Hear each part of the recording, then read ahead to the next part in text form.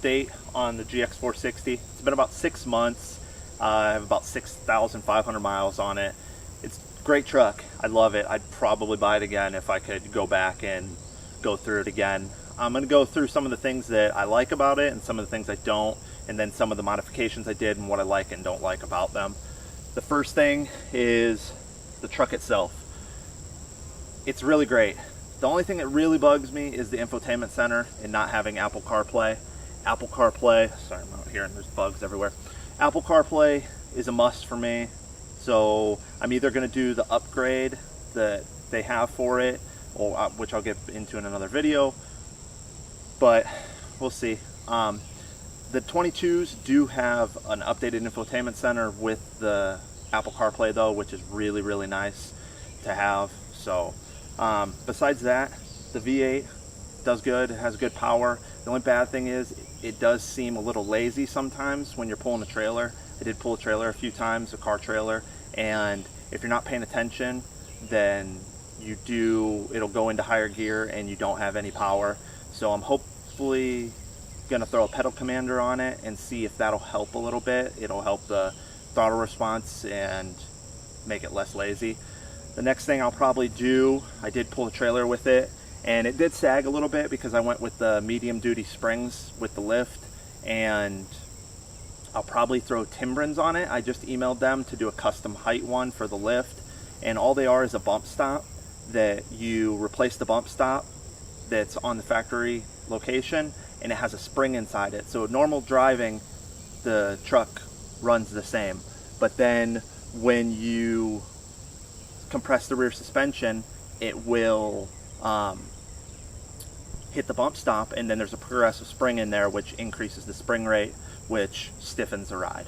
So I'm going to do those to help with pulling a trailer with my race car, and then I'm going to do a red arc trailer brake controller. It uses a G-force sensor that will sense when you're on hills and stuff, and it'll up and increase and decrease the braking rate, which is nice automatically. And then it has a little knob that I'm going to mount probably in the center console. That's pretty much it that I'm going to do for towing wise. The next big thing will be a roof rack. I'm thinking of doing either the Prinsu or the Victory 4x4. I like the way the mounting solution is for the Victory 4x4 a little bit better, so that's probably the one I'm going to go with. But I want to hear some of your guys' thoughts who have these racks. Maybe tell me what you think and tell me your longer term review of it. I'm really worried about it leaking the way it mounts, and it goes through the body holes, and I've seen guys have issues with leaking, and I don't want to ruin my headliner.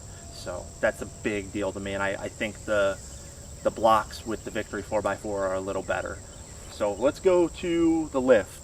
It's an Icon Stage 2, 2.5 inch lift. I really like it. I went with the upper control arms with they're like uniball setup, and it's been great. I had Kings on my truck. This is super comparable to that. Rides about the same. I know they're two different vehicles, but I did drive both of them stock and then upgraded, and it definitely still drives really nice. The only thing is it did settle a little bit, and now it does rub in reverse because I live on a hill, so every time I put it in reverse and full lock to back out of my driveway to turn around, it will slightly rub the body mount. I don't want to cut the body mount quite yet just because it's kind of intrusive and a lot of people don't like cutting them and resale stuff, but if I'm going to probably end up going bigger tires next, so I will have to cut it.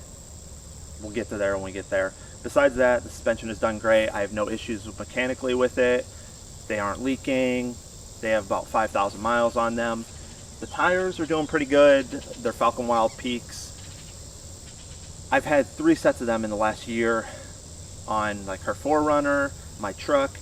I had troubles with those two getting them to balance. These have balanced good. They don't have any vibrations or anything, so that's good. We did buy some new tires for her 4Runner, which I'll get to in another video. We did not go with the Falcons. So I'm going to kind of compare to see if it's, because hers has a bad vibration at 60 miles an hour and then it goes away by 65. So we'll see if that'll solve the issue, and then I'll get back to you about the Falcons. Right now, I'm kind of up in the air about them. The KMCs, their wheels, they're doing great. The finish is staying good on them. I did ceramic coat them, so nothing really there. Trying to think what else. I'll end up doing the rock sliders eventually as well. I don't know when.